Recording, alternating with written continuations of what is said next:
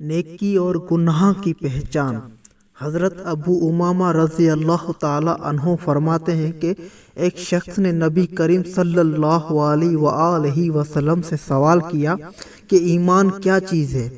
آپ صلی اللہ علیہ وآلہ وسلم نے ارشاد فرمایا، جب تیری نیکی تجھے خوش کرے اور تیرا گناہ تجھے رنجیدہ کرے تو مومن ہے۔ سائل نے دوبارہ سوال کیا کہ گناہ کیا چیز ہے؟ نبی کریم صلی اللہ علیہ وآلہ وسلم نے فرمایا، تیرے باطن میں کوئی چیز کھٹکے یعنی دل اس کے کرنے سے مطمئن نہ ہو تو اس کو چھوڑ دو۔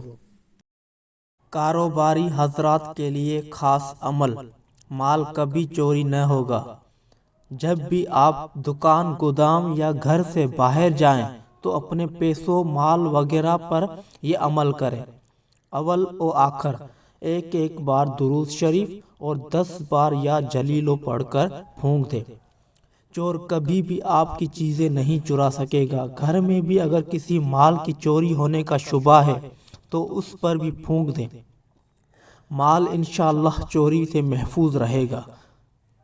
حضرت عائشہ رضی اللہ تعالی عنہا نے رسول اللہ صلی اللہ علیہ وآلہ وسلم سے پوچھا کہ عورت پر تمام لوگوں میں سے کس کا حق زیادہ ہے؟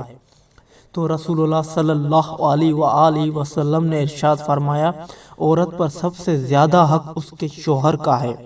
پھر حضرت عائشہ رضی اللہ تعالی عنہا نے پوچھا، مرد پر سب سے زیادہ حق کس کا ہے؟ تو رسول اللہ صلی اللہ علیہ وآلہ وسلم نے ارشاد فرمایا، مرد پر سب سے زیادہ حق اس کی ماں کا ہے۔ سبحان اللہ۔ رسول اللہ صلی اللہ علیہ وآلہ وسلم نے ارشاد فرمایا، اپنے گھروں کو مقبرے نہ بناؤ، شیطان اس گھر سے بھاگتا ہے جس میں سورۃ بقرہ پڑھی جاتی ہے۔ سبحان اللہ۔ جزاکم اللہ خیرا و احسن الجزا۔